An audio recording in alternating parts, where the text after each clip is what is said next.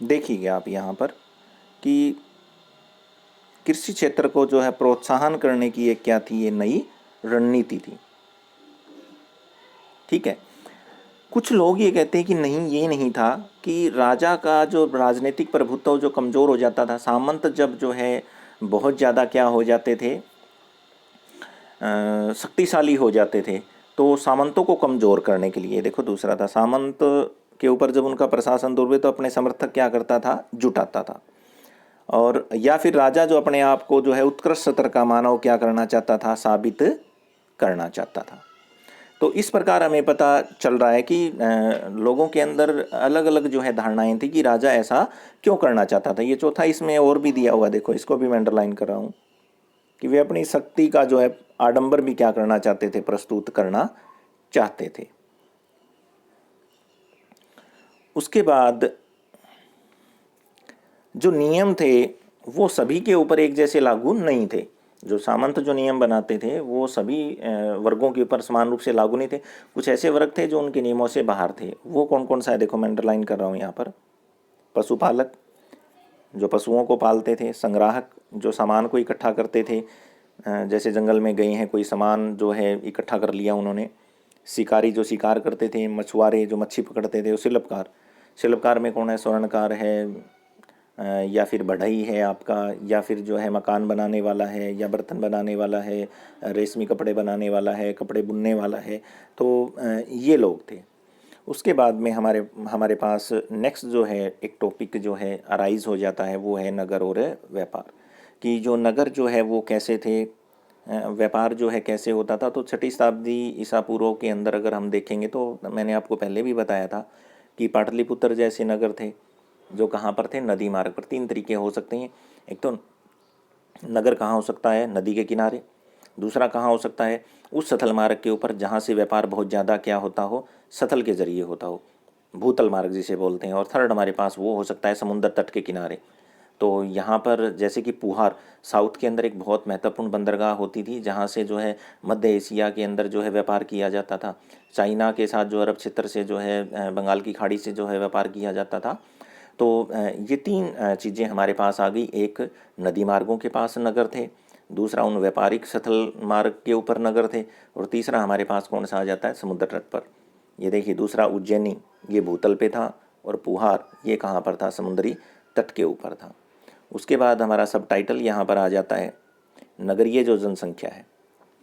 नगरों में जो जनसंख्या रहेगी, तो आप सभी को पता है आज नगरों में कौन लोग रहते हैं, जो अमीर हैं, जिनका संसाधनों पर नियंत्रण है, या फिर जो लोग जो है भिन्न भिन्न प्रकार की कलाओं में क्या है, निपुण है।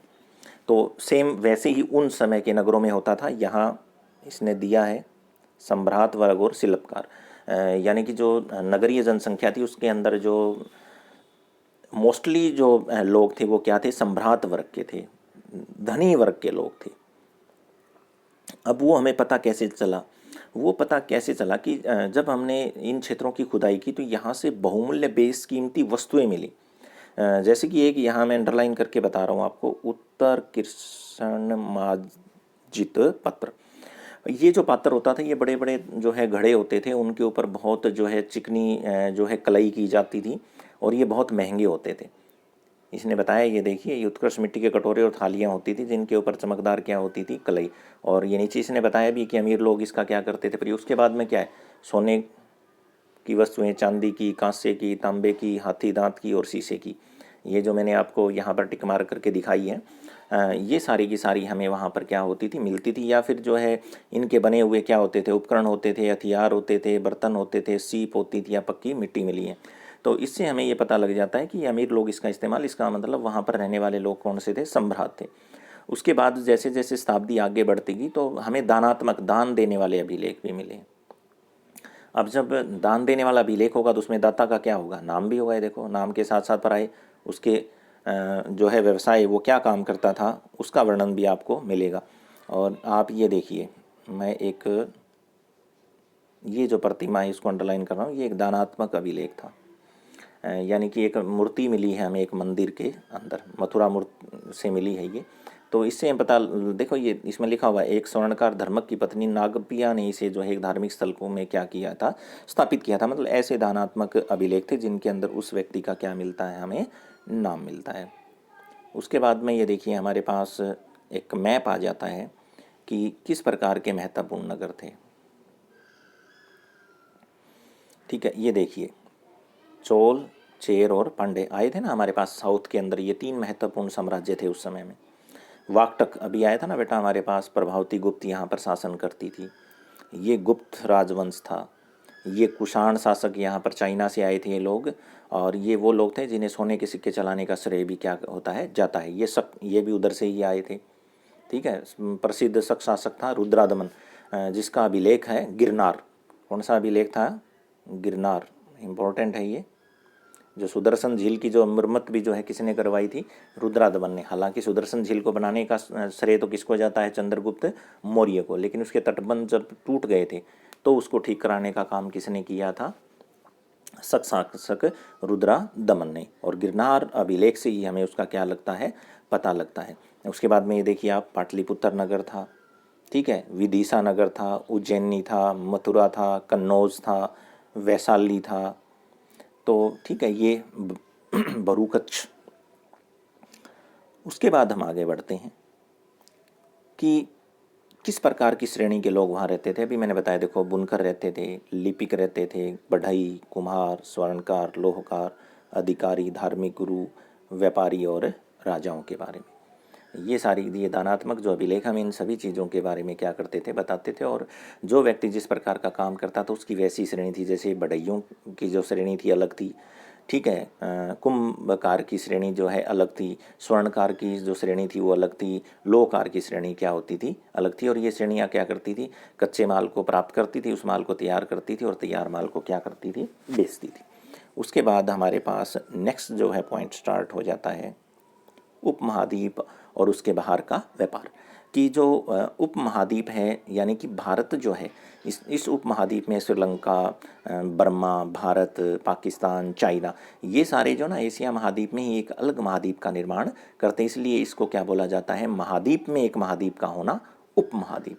ये देखिए मैं एक और अंडरलाइन कर रहा हूँ, दानात्मक अभिलेख के अंदर संस्थाओं को जो दान दिया जाता था उसका क्या मिलता था, वर्णन जो है मिलता था।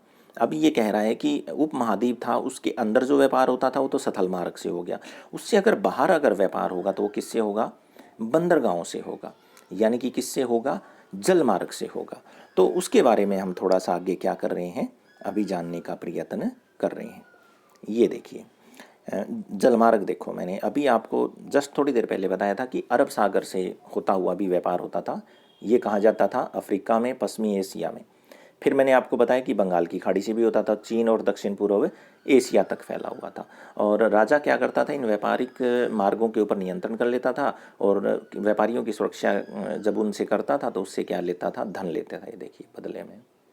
और जब व्यापारी जो है वो सतल भाग में जब व्यापार होगा उपमहाद्वीप के अंदर, तो फेरी लगाने वाले नहीं कि पैदल व्यापारी भी होंगे।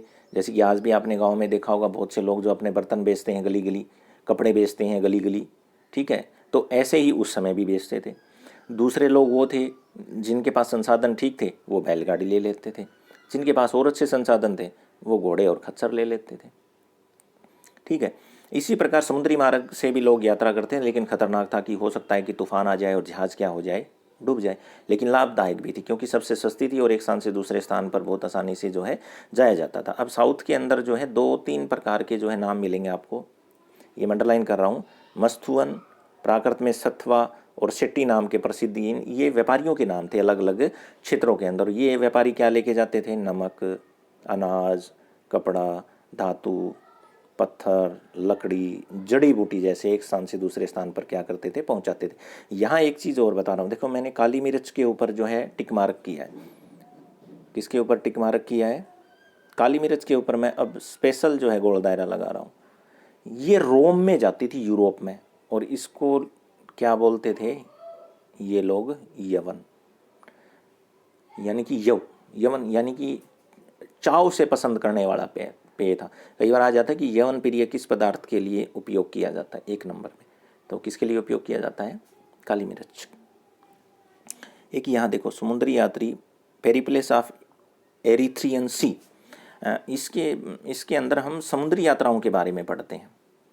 किसके बारे में पढ़ते हैं? समुद्री यात्राओं के जो है बारे में जानकारी हासिल करते हैं। उसके बाद हमारा नेक्स्ट जो सब टाइटल आ जाता है वो है सिक्के और राजा। अब यहाँ देखिए, जब व्यापार होगा तो मुद्रा का प्रचलन जरूर अस्तित्व में आएगा। तो मुद्रा कौन चलाता था? राजा चलाता था। अब वो मुद्रा कैसी होती थी? वो मुद्रा सोने की हो सकती है, वो चांदी की हो सकती है, वो तांबे की हो सकती है। तो हमें मौर्यकालीन के अंदर भी जो है मुद्राएं मिली हैं। उस समय हमें कौन से सिक्के मिले हैं? आहत सिक्के। ठप्पा मार के तैयार होते थे ये। क्या मार के? ठप्पा मार कर। आहत का मतलब है ठप्पा मार कर किसी भी चीज़ के ऊपर कोई चीज़ अंकित करना। तो जो अभी मैंने बात की थी कि जो पश्चिमोत्तर जो भारत था, जिसमें हमने बात की यूनानियों की, शकों की और कुषाणों की। यूनानी यहाँ बस गए तो उनको क्या बोला गया? हिंदी यवन, मिनांडर। हिंदी यवन का प्रतापी जो है शासक रहा है मिनांडर। और उसकी जानकारी हमें किससे मिलती है? मैं ग्रंथ का नाम लिख रहा हूँ। मिलिंद पन्नों से भी हमें इसकी क्या मिल जाती है? जानकारी मिल जाती। किसे? मिलिंद पन्नों। ये वो ग्रंथ है जिससे हमें इस चीज़ की क्या मिलती है? जानकारी मिलती है। और राजाओं के नाम अंकित होते थे। ये है ना सिक्के और राजा। तो राजा जो है अपना नाम, अपना जो है अपना चित्र जो है उसके ऊपर क्या करता था? अंकित करता था। और ऐसा भी हमें मिला है कि कुछ एक व्यापारी जो प्रभावशाली सामंत लोग थे वो भी सिक्के क्या कर देते थे? जारी करते थे। और सिक्के का जो अध्ययन है उसको ही हम क्या कहते हैं? मुद्रा अध्ययन। कई बार ये प्रश्न आता है बहुत इंपॉर्टेंट कि मुद्रा शास्त्र क्या है या मुद्रा अध्ययन किसे कहते हैं। तो मुद्रा शास्त्र का मतलब क्या है? जिसके अंतर्गत जो है मुद्राओं का क्या किया जाता है? अध्ययन किया जाता है। ये देखिए मुद्रा शास्त्री होते थे। ये देखो तांबे और सोके के आहत सिक्के मैंने आपको बताई दिए हैं। आहत सिक्के के ऊपर प्रतीक होते थे। देखो राजवंशों के प्रतीक होते थे, राजाओं द्वारा जारी किए जाते हैं। मैंने बता दिया आपको व्यापारी और धनपतियों के द्वारा भी जारी हो जाते थे।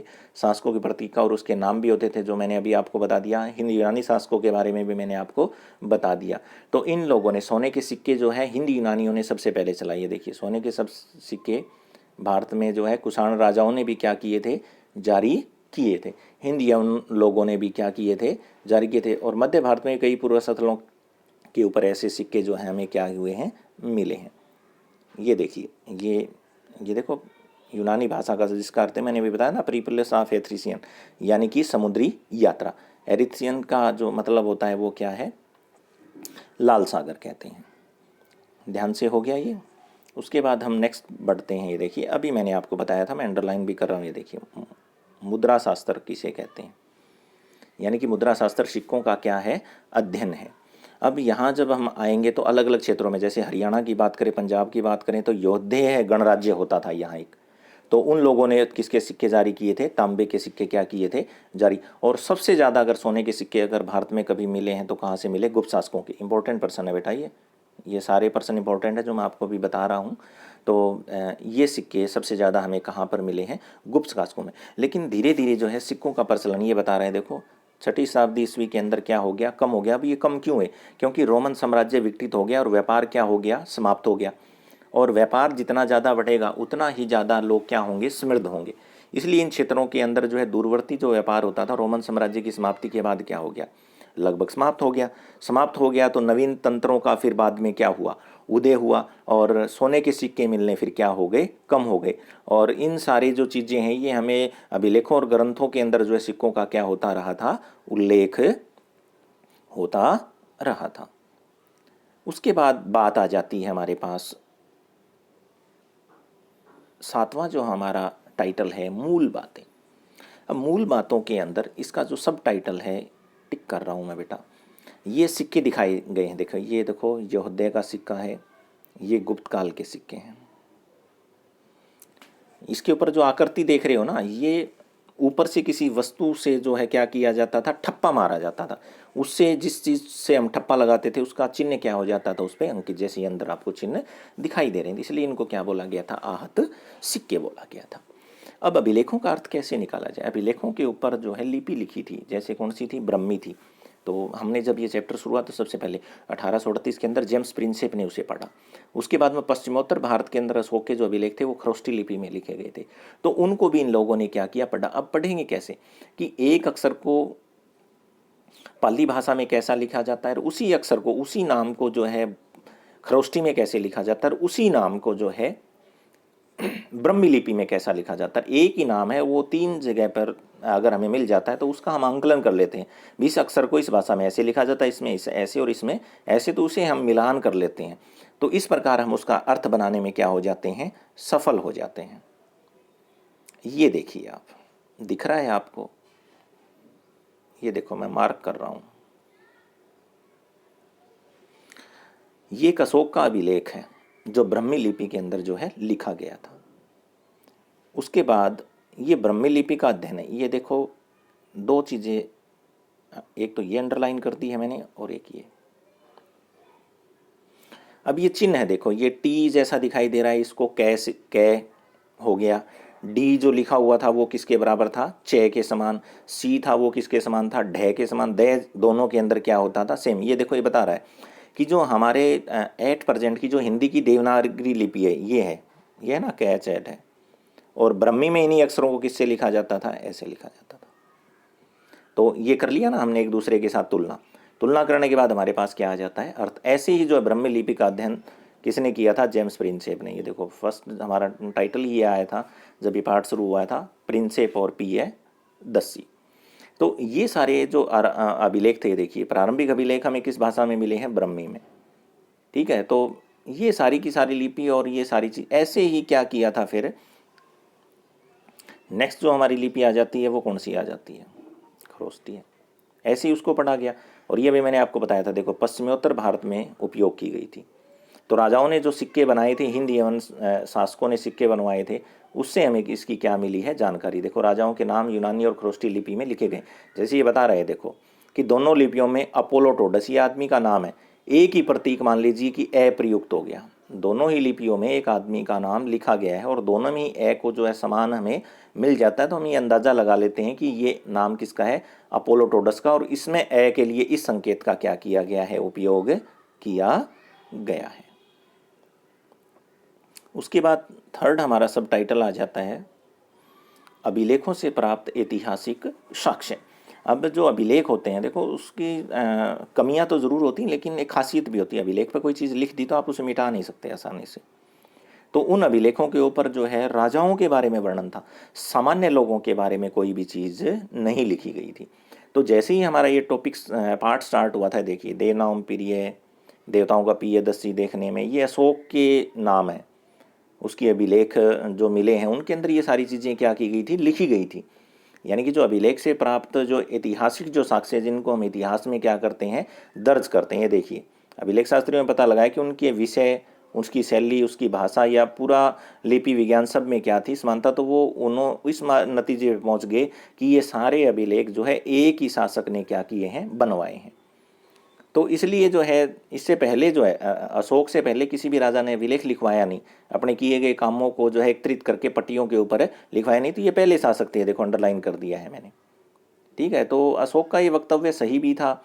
तो वो हमें जो है अतीत के बारे में जानकारी हासिल करने में इन अभिलेखों से हमें बहुत ज़्यादा क्या मिलती है, सहायता मिलती है। ये देखो मैंने अभी चर्चा की थी आपसे, हिंद यूनानी शासक मेनांडर आ गया ना बेटा, ये देखो ये उसके सिक्के थे। कौन सा ग्रंथ था वो, मिलिंद पन्नो। उसके बाद पाटलिपुत्र के अंदर जो लोग रहते थे, तो राजा के आदेशों का हर जगह एक जैसा उपयोग नहीं होता था। जैसे कि आप सपोज करो, अब हमारे देश का मुखिया हमें कोई बात कह दे तो कोई ज़रूरी नहीं है कि समस्त भारत ही के लोग, हो सकता है 60% उसका पालन करे, 70 करे। तो ऐसा उस टाइम भी था।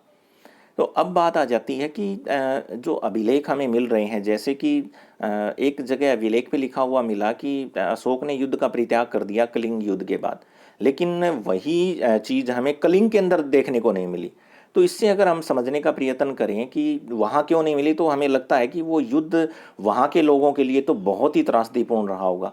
इसलिए हो सकता है कि राजा ने वहाँ पर उस अभिलेख को जो है बनवाना उचित ना समझा हो। ठीक है, मतलब इतनी ज़्यादा, देखो ये लास्ट में कह रहा है, देखो क्या राजा की नव विजय की वेदना इतनी दर्दनाक थी कि राजा इस मुद्दे के ऊपर कुछ भी नहीं कह सका। उसके बाद में हमारे पास नेक्स्ट जो हमारा आता है वो है अभिलेख की साक्ष्य सीमा। कि जो अभिलेख होते हैं, टाइटल है, उसकी सीमाएं भी हैं। सीमाएं क्या है, देखो मैं आपको बताता हूँ। देखो यहाँ ये पर्सन अराइज हो जाता है कि कौन कौन सी सीमाएं हैं। फर्स्ट, एक तो अभिलेखों को पढ़ना, उसकी जो लिपियां हैं उसको पढ़ना बहुत मुश्किल है। देखो ये रहा फर्स्ट, ठीक है। सेकंड, हमारे पास क्या होता है, उसका हम वास्तविक अर्थ नहीं निकाल पाते। ये देखिए, कौन सा अर्थ नहीं निकाल पाते, वास्तविक जो है हम नहीं निकाल पाते कि रियल में उसका अर्थ क्या होगा।